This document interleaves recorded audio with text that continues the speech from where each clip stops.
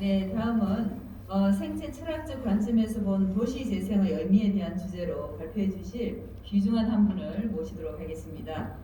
신체와 자유, 철학의 문, 몸과 살의 철학자 메를로 퐁티 등 다수의 저서를 출간하셨고 현 경산국립대학교 인문학연구소 연구교수로 재직 중이신 철학 박사 심기현 교수님을 모시도록 하겠습니다. 여러분 큰 박수 부탁드립니다.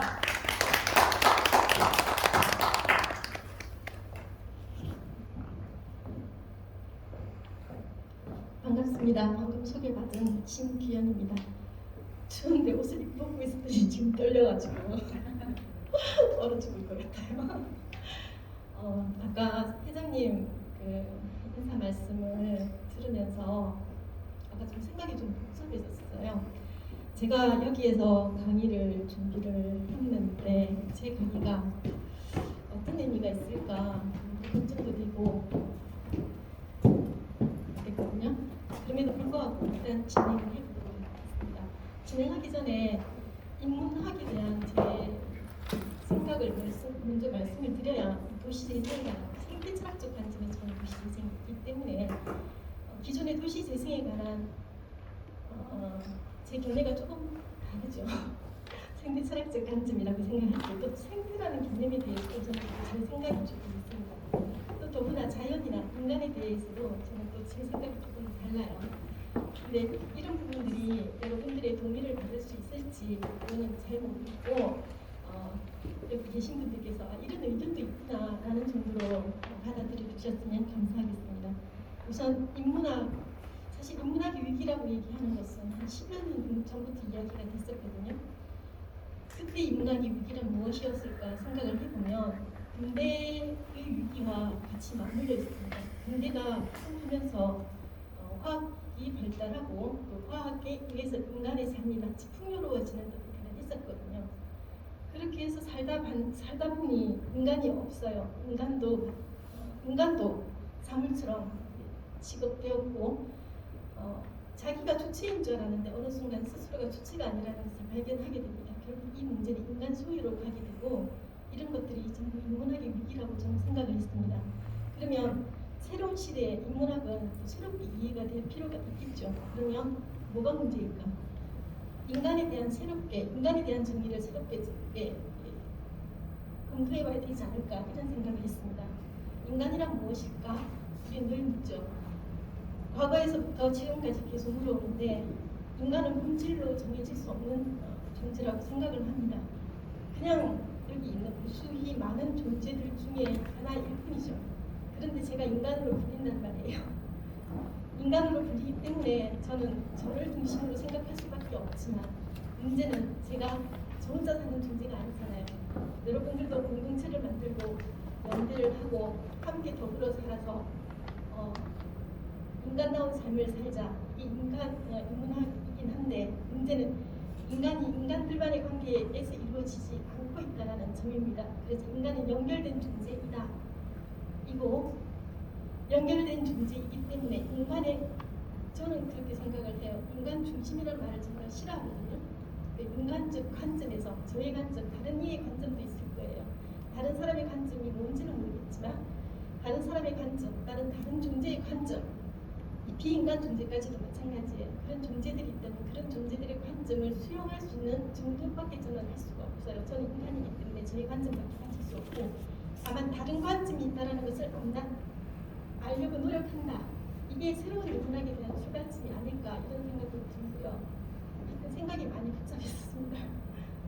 이거 제 거 아닌데 잠시만요.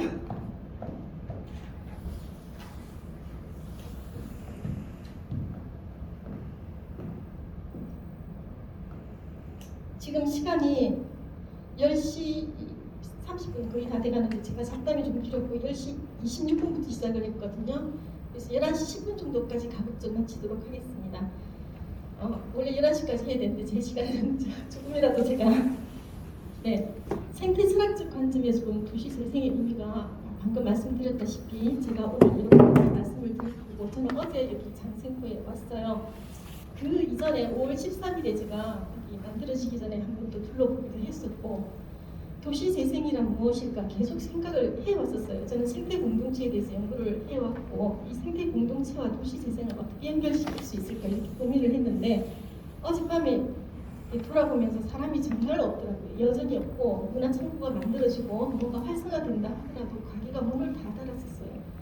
제 숙소에서 이 근처에 카페가 어디 있어요? 라고 물었더니 몇 군데 프랜차이즈 카페를 얘기를 해주시고 동네에서 작은 카페가 안 보이더라고요. 사실 뭐 카페라는 게 무슨 의미일까 싶지만 요즘에 이 카페가 공동모를 같은 역할을 하지 않나? 모여가지고 이야기하는 요즘에는 뭐 학교나 이렇게 건물에서 얘기하기보다는 인문학적 토론이나 또는 사람들이 살아가는 이야기나 또는 공부나 책을 읽거나 사색을 하거나 간에 그런 장소가 카페라고 생각을 합니다. 그런 장소가 너무 없어서 앉아 있을 것도 없었어요. 물론 코로나 이후에 우리가 실내에서 활동을 할 수 없기 때문에 그런 것들이 활성화될 수 없었던 문제도 있겠지만 충분히 공간을 활용을 한다면 어쨌든 모여서 사람들이 모여서 이야기를 나눌 수 있는 공간이 있었을 거라고 생각을 합니다. 또 하나 도시재생이라고 하면 뭐 경제적, 사회적, 문화적인 활성화되지 못하고 쇠퇴하고 한 도시를 다시 되살린다는 의미를 가지고 있는데 되살리기 위해서 우리는 흔히 생각하는 게 사람을 불러 모아야 된다고 생각을 하거든요. 사람을 불러 모아야 된다고 생각을 저도 했었어요. 그래서 사람이 없구나, 사람을 불러 모으려면 카페가 있어야 되겠구나, 또 젊은이들이 있어야 되겠구나, 또 억지로 만든 문화상품보다는 이 지역민이 물론 저번에 둘러봤을 때 그런 흔적들이 보였었어요. 장생포에 있는 지역 주민들이 뭔가를 만들고 이 지역만의 어떤 독특한 문화상품들이나 또는 삶의 방식들을 보이려고 하는 그런 모습들이 보이긴 했지만 저는 외부에서 왔잖아요. 그 안에 들어오지 않으면 전혀 알 수가 없어요.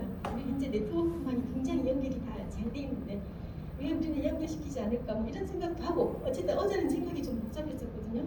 그러다가 아침에 다시 생각이 난 게 뭐냐면 사람을 불러 모아야 된다. 사람을 불러 모아야 되면 저기 있는 사람을 불러 모으게 되면 여기 불러 모으면 저쪽엔 또 사람이 없어지잖아요. 인구는 한정이 돼 있는데 어느 쪽으로 쏠림 현상이 일어날 수밖에 없어요. 그러면 애초에 인문학이란 무엇인가에 대한 재고민, 우리는 인간은 연결된 존재다라고 생각을 했을 때 제 말이 무색해져요.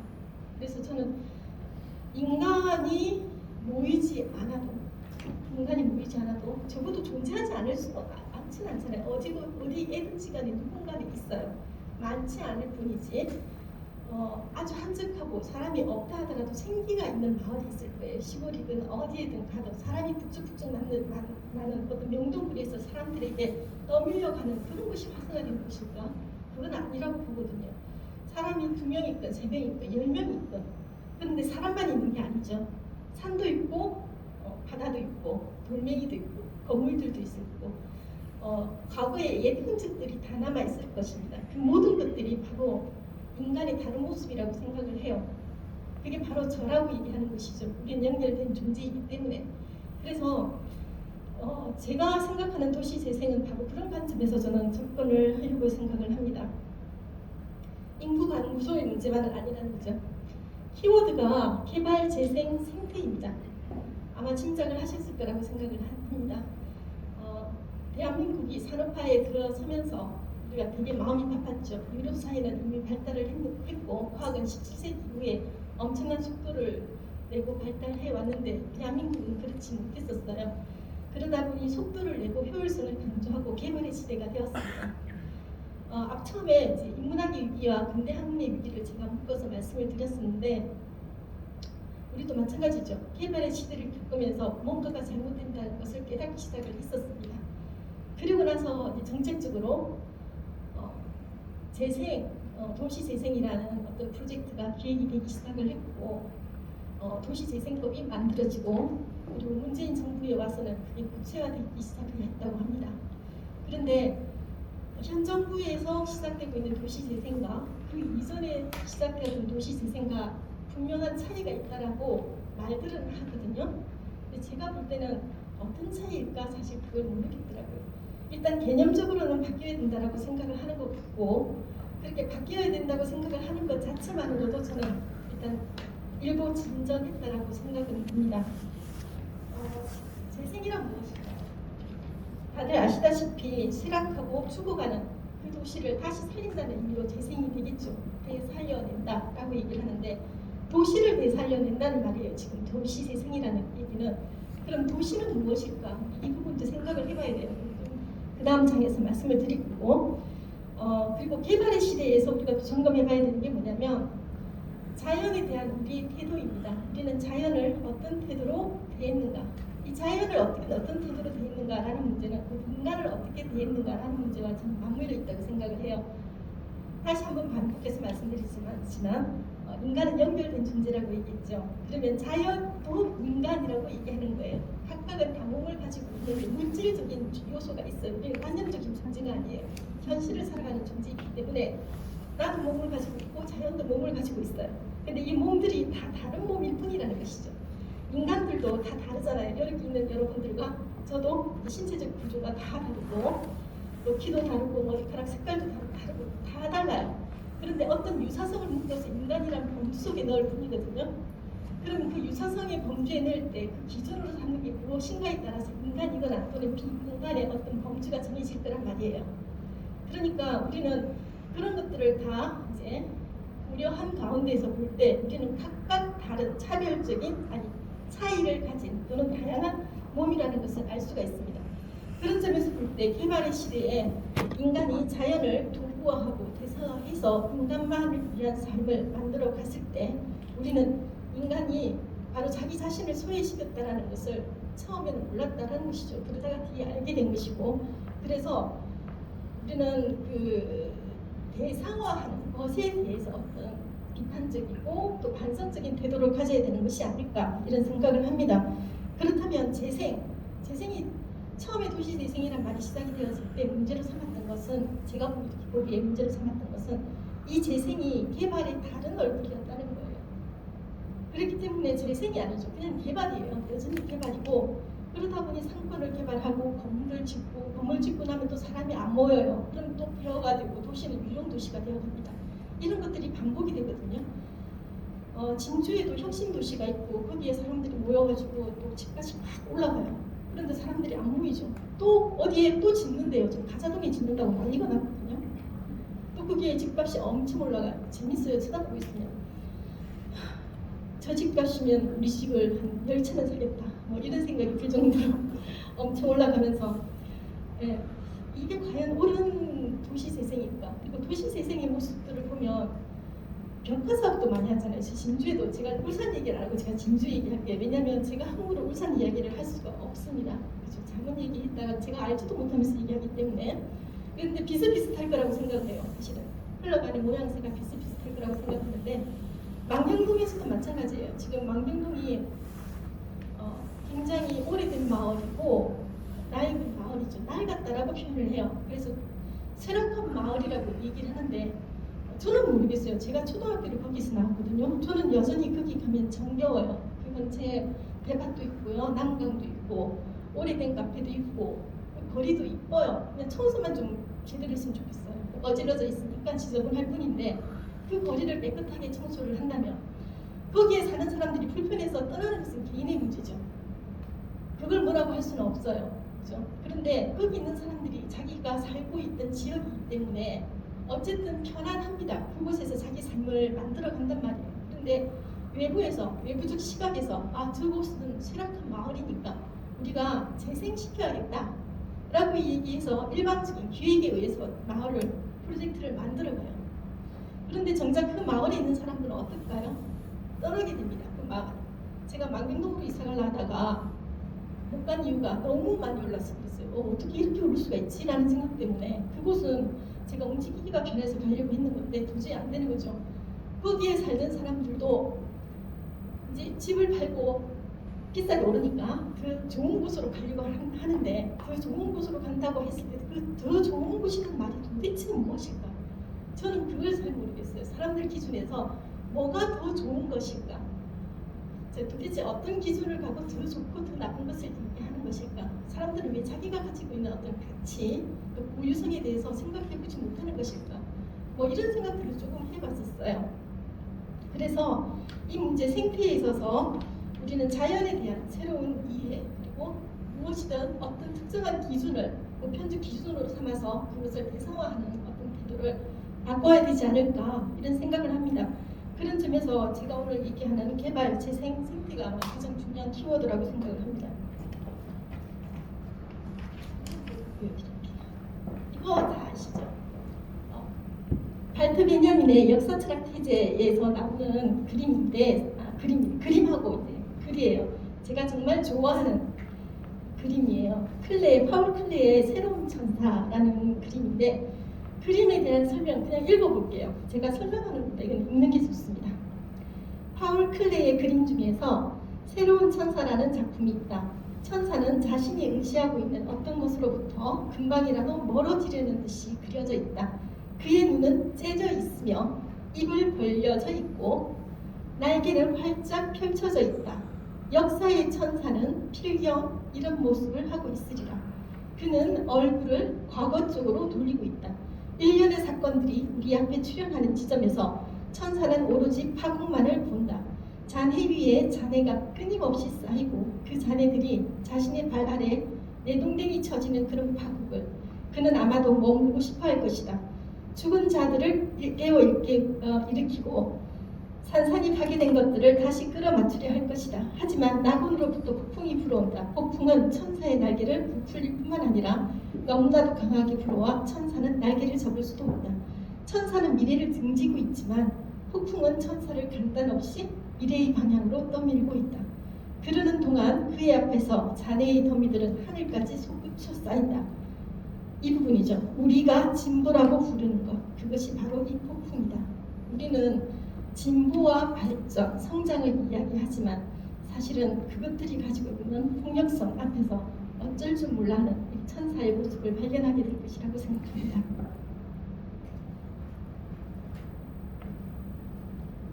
도시 재생의 의미에서 이제 제가 재생, 도시 이렇게 말씀을 드렸는데 간단하게 이렇게 정의를 해보겠습니다. 도시는 하나의 생명체다. 그 전에 이제 도시에 대한 정의를 본다면 사회, 정치, 경제 활동들이 모여 있는 것, 사람들이 모여서 어떤 활동들의 중심이 되는 곳이라고 이해를 했죠. 하지만 이거는 인간이 중심이 된 어떤 도시이고 산업화된 도시를 이야기하는 겁니다. 하지만 지금 이 도시 개념은 바뀌어야 되는 것이 아닐까라는 생각을 해요. 하나의 생명체라고 얘기한다면 도시와 시골, 그러니까 중심권과 지역의 구분지, 주변의 중심과 주변의 구분이 없어지는 것이죠. 그래서 생태 공동체 또는 생태 마을의 개념이 생태 도시라는 말로 확장시켜서 우리가 받아들여야 될 것 같습니다. 그러니까 마을과 도시가 구분되어 있는 이분법적인 어떤 구조에서 보는 것이 아니라 도시라고 얘기하는 것을 하나의 크다란 네트워크라고 보는 것이죠. 그 네트워크 속에 각각의 또 네트워크들이 있어요. 그 네트워크들은 또 다른 네트워크들이 있죠. 예를 들자면 저 심기현이라고 하는 실체 인간처럼 보이는 저 실체 인간처럼이라고 얘기한 것은 저는 실체가 아니라는 말이에요. 이 말은 뭐냐면 실체는 변하지 않는 것, 독립되어 있는 것, 어떤 곳에 의존하지 않고 자립되어 있는 것 이런 걸 의미하거든요. 그런데 나라는 존재는 연결되어 있는 존재잖아요. 여러분들과 함께 같이 제가 어제 누군가와 있고 오늘 또 누군가와 있고 내일 또 누군가와 있을 것이고 또 내가 어디에 있을 것이고 무엇을 할 것이고 이런 것들로 인해서 제 모습이 지금 드러나는 모습이에요. 그러니까 현재 제가 드러나는 이 모습은 제 과거 또 제 네트워크 연결망을 표현해주고 있는 것이죠. 그렇기 때문에 저는 항상 개체화가 진행 중인 존재예요. 그런 존재이기 때문에 도시나 마을 생명체도 마을 공동체도 마찬가지라고 생각해요. 근데 저라는 네트워크가 다른 곳에 가서 또 제가 다른 모습으로 보일 거잖아요. 그럼 새로운 제가 되는 거니까. 그러니까 모든 네트워크들이 네트워크의 과정 속에 드러나고 있는 존재들 뭐 그렇게 이해를 하시면 될 것 같습니다. 그래서 도시는 거주지이자 또 다른 네트워크 이렇게 이해를 하시면 될 것 같아요. 저는 여기다가 뭐 거주지, 대지라는 말로 이렇게 쭉 썼는데 거주지라고 얘기하는 것은 도시라는 곳이 인간만이 사는 곳이 아니라 여기 장생포에 오면 모든 것들이 다 있잖아요. 비어있는 가게들마저도 그런 것도 이미 장생포를 이루고 있는 어떤 요소라고 생각을 해요. 그래서 사람이 오는 것이 아니라 사람이 없더라도 그 지역이 가지고 있는 지역성 또는 사물성, 물질성 이런 것들이 있을 거거든요. 이런 것들을 드러내었을 때 우리는 다시 살아나는 것이 아닐까, 지구를 살려야 되는 것이 아닐까. 그래서 오히려 지구적 관점에서 이 문제들을 살펴봐야 될 거라고 생각을 합니다. 자, 재생, 그래서 생명을 살리는 일, 쇠퇴의 기준은 무엇일까? 뭐 이런 쪽으로 살펴봐야겠죠.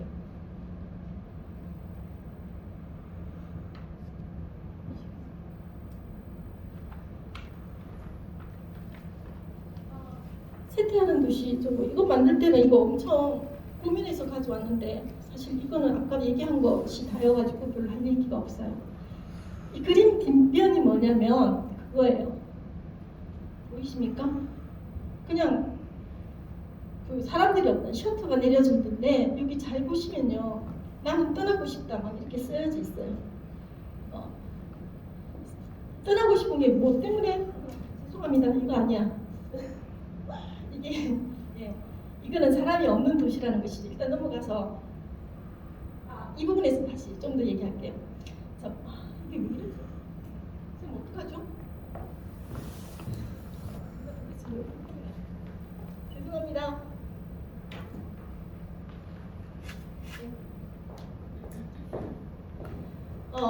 여기는 뭐 쇠퇴하는 도시 그 정의가 뭐냐면 뭐 마약이라든지 범죄라든지 사기가 난무하는 도시라고 정의를 내리고 있는데 이러한 정의도 사실 문제가 있지 않을까요? 그 가난한 지역의 사람들, 빈민가에 있는 사람들은 험하대요. 그 사람들을 많이 해칠 수도 있고 그런 얘기들을 다 많이 하더라고요. 부유한 사람들은 마음이 너그럽대요. 왜냐하면 늘 가지고 있기 때문에 양보하는 마음이 든대요. 도대체 이런 생각들은 어디에서 나온 것일까요? 우리는 도대체 무엇을 훔치고 있고 또 무엇을 드러내고 싶어 하는 것일까요? 그러면서 심리학자들은 또 그렇게 얘기해요. 누군가로부터 비난을 받지 못하고 누군가로부터 사랑을 받은 사람은 당연히 사랑을 베풀게 되어 있다. 그렇기 때문에 부유한 곳에 사는 사람들은 선할 수밖에 없다. 이런 논리들을 또 펴기도 해요. 이런 기준이 어디 있을까? 이런 거에 대해서 우리가 한번 생각을 해봐야 돼요. 도대체 쇠퇴하는 도시라고 하는 이 기준이 도대체 어느 곳에 어떤 기준에 의해서 만들어진 것일까? 도시 재생에 대한 접근법과 해결법은 제거와 보호죠. 제거라고 얘기하는 것은 그 많은 부정적인 요소들, 사실 이 부정적인 요소들은 뭐가 문제가 되냐면요, 이미 기득권이나 또는 그렇죠, 권력을 가진 사람들이나 그런 사람들이 위험하게 될 수 있는 여러 가지 요소들을 제거해보자는 거예요. 불편하니까 사라지라는 거죠. 보기 싫으니까 눈에 보이지 말라는 거예요. 내 눈에는 예쁜 것만 봤으면 좋겠다는 거예요. 그런 것들이 제거예요. 보호는 뭘까요? 이중적인 측면인데, 자, 제거만 하는 것이 아니야. 나는 그 사람들을 보호해주고 또 그 사람들의 삶을 안락하게 만들어주기 위해서 주거 환경을 개선하고 또 규제를 완화하고 뭐 등등 여러 가지 복지 정책들을 쓸 거란 말이에요. 물론 우리는 복지 정책에 아주 긍정적인 면을 부정할 수는 없습니다. 굉장히 중요한 부분이긴 해요. 하지만 그 안에 들어있는 이중적인 어떤 우리끼리 음모 이런 얘기를 하는데 보호라고 얘기하는 것이 과연 나 외에 다른 존재를 동등하게 대우를 해주고자 하는 욕구에서 비롯된 것일까? 아니면 나 외에 다른 존재를 여전히 나보다 훨씬 더 열등한 존재임을 각인시키는 그런 개념일까? 라는 거예요. 그래서 저는 여기에서 도시재생에 최근에 그리고 지금까지 활용되어 오고는 제거와 이 보호를 하는 이 두 가지 개념들에 대해서도 다시 재검토해야 된다고 생각을 해요. 환경, 물리, 물리 환경, 산업 문화, 그리고 생활 커뮤니티 이런 것들이 도시 재생이라고 하는데 이 속에서 사실 포함되지 않은 것이 너무 많죠. 비인간 존재들의 가치 이런 것들에 대해서는 전혀 이해되지 않고 있는 상황입니다. 누구를 위한 재생인가? 말씀드렸다시피 이 누구를 위한 재생인가? 제가 인간이기 때문에 저의 소멸 또 저의 삶이 앞으로도 지금과 같이 적어도 지금과 같이 더 나아질 가능성은 없다고 생각을 해요. 적어도 지금 정도로만 유지만 될 수 있어도 라는 생각이 가득 드는데, 문제는 저만을 위한 삶이라고 생각을 한다면 저는 아마 살지 못할 거예요. 그죠? 그런데 여기에서 이때 저만을 위한 삶이라고 얘기했을 때 저는 인간이라는 관점이에요. 인간만을 위한 관점. 이 인간은 타자적 존재를 통해서 또는 비인간적 존재를 통해서 가능한 존재라고 이미 말씀을 드렸던 바이고, 여러분들께 그런 점에서 볼 때 저를 위한 어떤 재생이라고 한다면 저는 아마 실패할 거예요, 이런 프로젝트들은. 그런데 이 부분을 이제 도시 재생이라고 하는 지금 우리 현재 진행되고 있는 측면에서도 바꿔서 얘기해도 사실 같은 의미인데, 한 마을이 쇠퇴하고 그 마을을 재생시키려고 할 때 과연 누구를 위한 재생인가? 이건 제가 따로 설명하지 않아도 여러분들 다 아실 거라고 생각을 해요.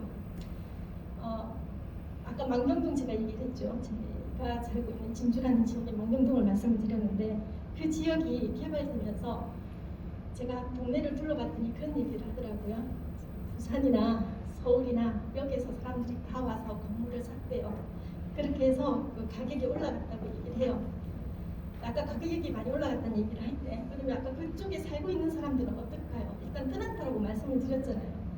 그 도시는요, 재생이 되는 게 아니에요. 마을 공동체는 재생이 되는 게 아니에요. 그 사람들이 투자를 한 이유는 뭘까요?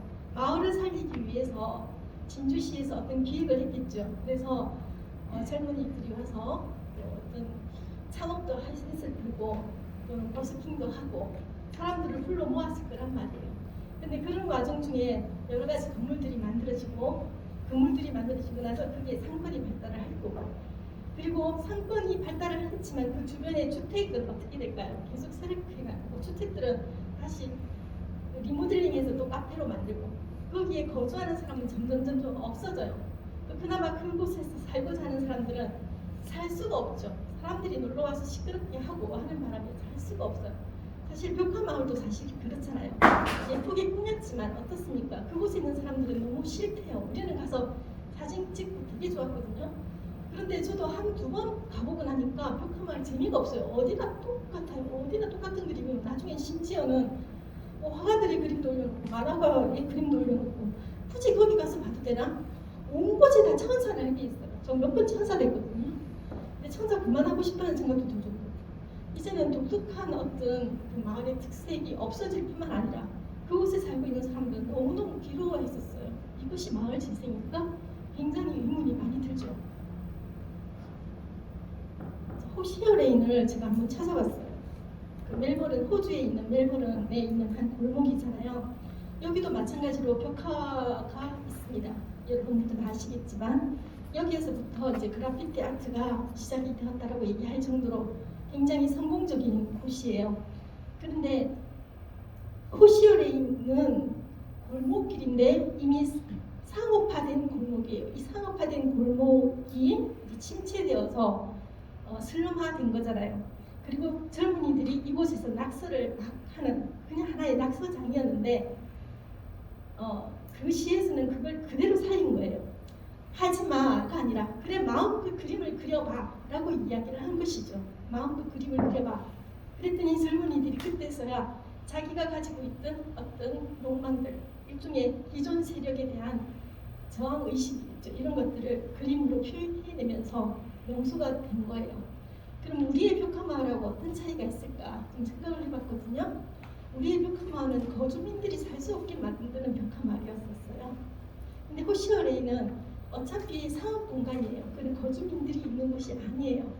그러니까 우리가 문제가 뭐냐면 도시 재생을 위해서 어떤 활동을 하잖아요. 근데 활동을 하는데 그대로 복사해서 붙이는, 뭐라 그러나? 복붙? 요즘에 아이들이 잘 말하는 복붙을 해요. 아무 의미 없는 행동이죠. 그 지역에서 필요한 것이 무엇인지를 그 지역의 주민들이 결정을 하고 주민들의 의견에 따라서 마을의 모양을 바꿔가야 되는데 효율성을 따지는 거예요. 마을의 주민들의 생각을 들을 이유가 없죠. 왜냐하면 또 마을 주민들의 생각도 사실은 다 다르기 때문에 그렇긴 해요. 여러 가지 이해관계가 묶여있기 때문에 어느 것이 옳다라고 할 수 있는 부분은 없습니다. 여기서 우리가 생각해봐야 되는 게 뭐냐면 진실이라고 얘기하는 부분, 진리라고 얘기하는 부분, 고대 이후에 근대까지 우리는 진리에 대한 강력한 욕망들을 가지고 있었습니다. 그런 것들이 있고 그런 것들을 찾아내야 된다고 생각을 하는데 현대 이후에 과연 그런 진리라는 것이 있는가 우리는 의문을 가지게 됐죠. 진리는 존재하는 것이 아니라 우리가 만들어가는 거죠. 올바른 방향을 가지고 모두가 살리는 방향으로 만들어가는 거예요. 그래서 지역 주민들의 이해관계가 무엇일까라고 우리가 고민할 필요는 없을 것 같다는 생각이 들어요. 왜냐하면 어차피 인간은 이해관계 속에 있습니다.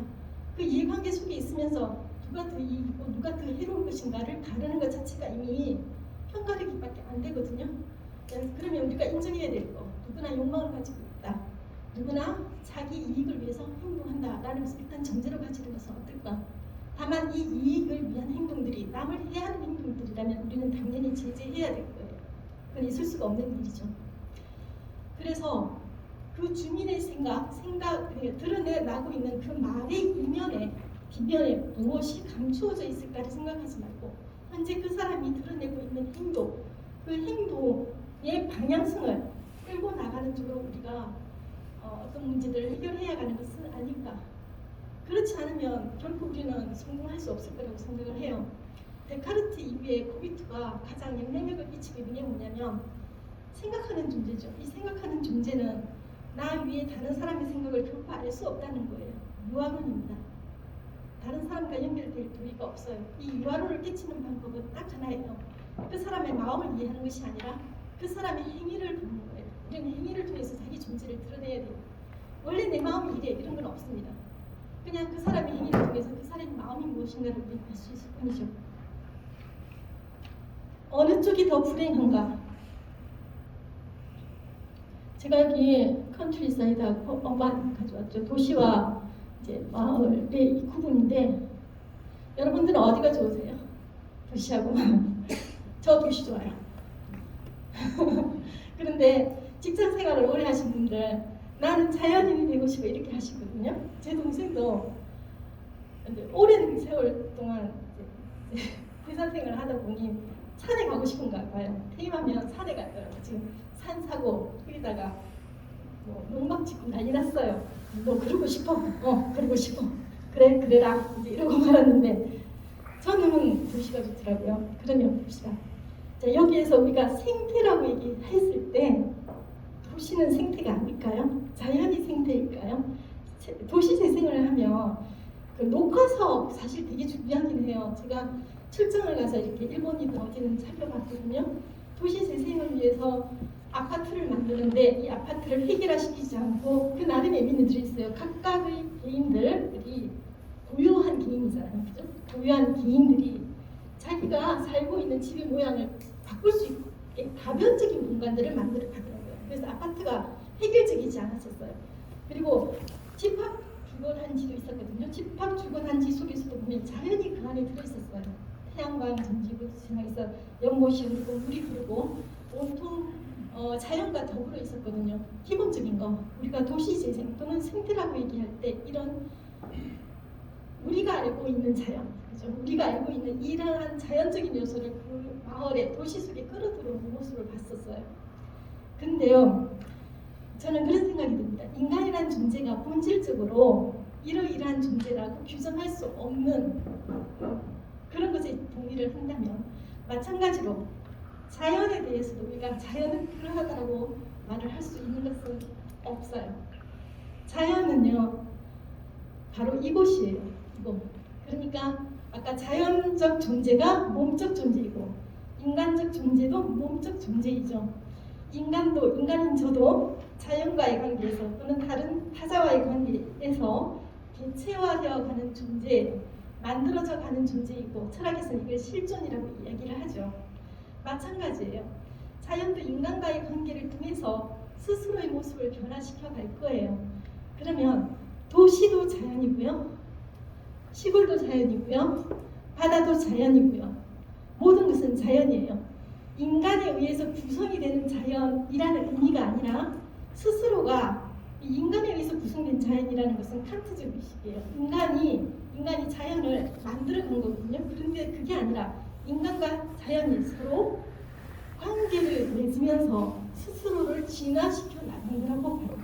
그래서 어느 쪽이 더 불행한가라고 얘기했을 때 그렇게 묻는 것이 사실은 의문이라는 생각이 듭니다.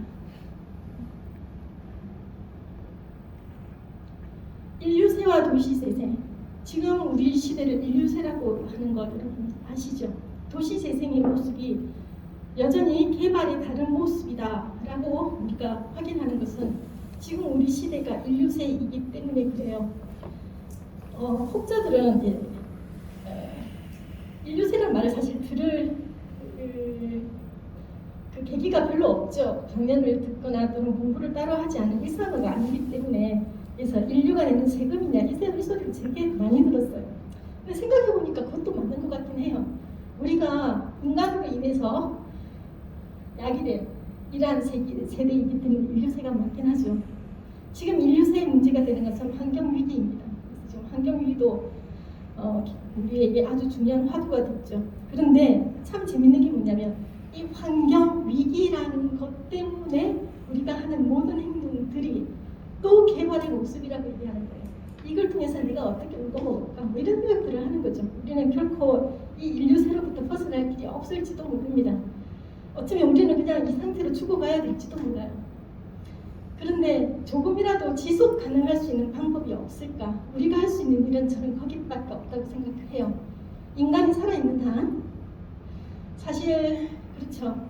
우리가 역사 속에서 봤을 때 변전법적 과정을 본다면 즉자와 대자가의 관계는 항상 대립과 갈등 속에 있었습니다. 대립과 갈등 속에서 서로가 서로에게 영향을 주면서 발전해 나간다라고 얘기해서 낙관적인 입장을 가지고 있었거든요. 그동안은. 하지만 지금 우리가 현재 처해 있는 상황을 볼 때 우리는 그 낙관적인 태도가 얼마나 순진했는가를 우리는 확인을 할 수가 있어요. 그러면 대립과 경쟁이라는 것이 인간을 발전시킨다라고 볼 것이 아니라 대립과 경쟁이라는 말을 연대와 상생이라는 말로 바꿔서 이해해야 되는 것은 아닐까 이런 생각이 듭니다. 아예 개념 자체를 바꾸자는 것이죠. 제가 지금 이 강의를 시작하면서 처음부터 끝까지 얘기하는 것, 우리가 지금 현재까지 알고 있던 말들의 개념을 바꾸자는 말이에요. 그 개념을 바꾸지 않으면 지금 이 상황은 아까 클레의 천사가, 새로운 천사가 슬픈 눈빛으로 어쩔 줄 몰라 이 상황을 우리는 그 몸으로 그대로 느껴야 될지도 몰라요. 우리는 추락하는 날개 없이 우리는 추락하고 있는 것인데 그나마 작은 힘이 되는 날개라도 달아서 조금이라도 덜. 혹자는 그런 얘기해요. 굳이 어차피 추락할 거 그냥 떨어져 내리면 안 되겠냐 라고 얘기도 해요. 그래도 되겠지만 적어도 우리가 살아있으니 그리고 나 말고 다른 사람은 생존하기를 원하니 우리는 같이 힘을 합해야 되겠죠. 그리고 우리 존재는 인간만이 사는 존재가 아니잖아요. 우리는 더불어 사는 존재이기 때문에 인간으로 인해서 만들어진 이 위기에 우리가 책임을 지는 일은 그나마 비존재들의 어떤 관점이나 생각들을 듣는 그런 정도로 우리는 할 수 있을 거라고 생각을 합니다. 도시 재생의 문제도 저는 이렇게 가야 된다고 생각을 해요. 죽어가는 지구예요. 죽어가는 지구. 그동안 지구는 거주지 공간으로만 이해를 했죠. 근데 지금은 지구는 살아있는 생명체라고 얘기를 해요. 도시가 살아있는 생명체이듯이 지구도 살아있는 생명체예요. 그러면 지구는 스스로 죽어가고 있다는 것을 자각하지 못하고 있을까요? 그거 아니라는 거 이미 밝혀졌잖아요. 지구는 더 이상 참아내지 않습니다. 그렇기 때문에 아마 로브록은 가야의 복수라는 얘기를 했겠죠. 지구는 이제 인간을 향한 반격을 시작을 했을 거고 인간은 거기에 대해서 위기감을 느끼고 다시 그것을 극복하려고 노력을 해요. 인간 승리를 꿈꾸는 것이죠. 자, 이것이 곧 우리는 같이 공멸하게 되는 과정으로 넘어가는 거죠. 지구가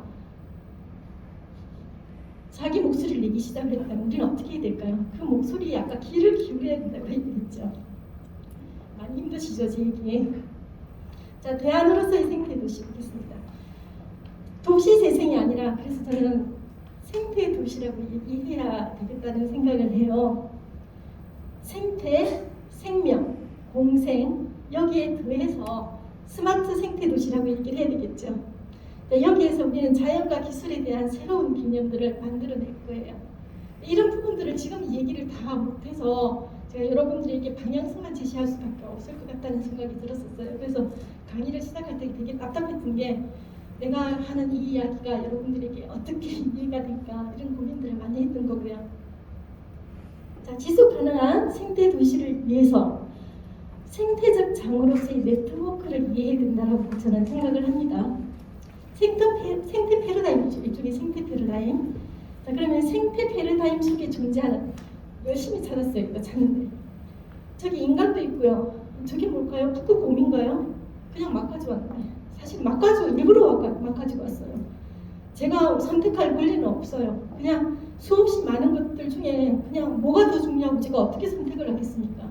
그냥 저의 눈길을 끄는 이모티콘을 가지고 왔어요. 저의 눈길을 끈다는 것은 아마 여러분들 제가 이렇게 얘기하는 것이 굉장히 비유적이고 유아론적이라고 얘기하실지는 모르겠는데 쟤네들이 저를 부른 거예요. 내가 거기에 가겠어 라고 부른 거라고 저는 생각을 합니다. 우리가 그동안 자연적 존재에 대해서 수동적이다라고 생각했던 이런 부분들에 대해서도 우리는 그거는 인간적 관점에서 생각했다고 생각을 해요. 인간만이 인식을 가지고 있다? 인간만이 의식을 가지고 있다? 그건 알 수가 없어요. 그죠? 저는 저에 관해서만 알 수 있어요. 저에 관해서만. 그것도 잘 몰라요. 제가 다른 사람이 누군지를 모르는 상태에서 제가 정확하게 저를 몰라요. 저와 관계 맺고 있는 것도 일부분만 아는데 어떻게 상대가 저에 대해서 알겠습니까? 마찬가지죠. 인간만이 의식을 가지고 있다? 자연도 의식을 가지고 있을 수도 있어요. 그래서 인간은 정신적 존재이고 인간은 의식을 가지고 있다. 이 정도까지는 저는 이해해도 된다고 생각을 합니다. 자, 이러한 모든 존재들이 관계를 맺으면서 만들어내는 것이 도시이고 그 도시의 모습을 그대로 유지시키는 것이 지속 가능한 생태 도시라고 저는 생각을 합니다. 자, 그러면 여기가 거기에요. 프라이부르크, 독일의 프라이부르크라고 하는 곳인데요. 굉장히 성공적인 도시 재생을 이룩한 어떤 모델이라고 평가받고 있습니다. 2000년대 초기부터 지금까지 굉장히 우리도 지금 계속 가서 벤치마킹도 하고 있는 것으로 아는데 여기에서는 에너지를 자체적으로 외부에서 가지고 오는 것이 아니라 자체적으로 재생을 하는 것이죠. 저는 여기에 굉장히 중요한 의미가 있다고 생각을 해요. 내가 살아가기 위해서 외부의 도움을 받을 수는 있어요. 근데 외부의 도움 없이 내가 살 수는 없을까? 물론 아까 연결된 존재라고 얘기했기 때문에 그게 불가능하지만 전적으로 외부에만 의존을 하게 되면 외부의 것을 대상화해서 외부의 것을 나로 만들고 외부의 것을 지배하려고 하겠죠.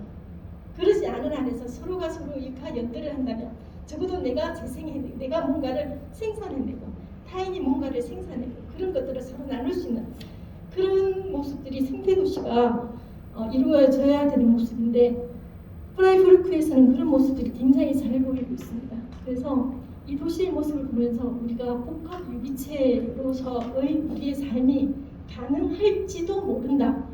특히 그렇다고 해서 우리가 지금 프라이부르크의 어떤 생태도시의 모습을 그대로 가지고 오자는 소리는 아니죠. 제가 아까 진주 망령동 얘기했고 또 울산에 장생포가 있고 또 대전이 있을 테고 서울이 있을 거고 각각의 지역에 각각의 사람들이 살고 있고 각각의 욕망들이 유사할 수는 있겠죠. 유사할 수는 있지만 다를 거예요. 우리는 다름을 알아야 돼요.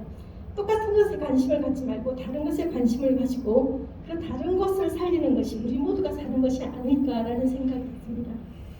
그래서 실제로 저한테는 이거예요. 너무 안 보이죠? 배경에 뭐가 있는 것처럼 보이세요? 네? 아니죠. 아 뭐래? 아니요. 무지개 깃발이에요. 저 원래 깔 때는 선명했거든요. 선명했는데 이 배경에 까는 게 흐려져 버렸어요. 무지개 깃발들이 많아요. 여러분들은 아시겠지만 이 무지개 빛깔이라고 얘기하는 것은 다양성을 의미해요. 근데 이 다양성이라는 말을 불편해하는 사람들이 굉장히 많아요. 어떤 의미에서건 그건 지금 제가 말씀드리기는 곤란하고요. 그래서 이런 것들이 도시 재생에서도 인간이 연결된 존재라는 관점에서 이런 부분들이 강조되어야 되는 것이 아닐까라는 생각이 듭니다. 여기까지 제가 강의를 마치겠습니다. 감사합니다.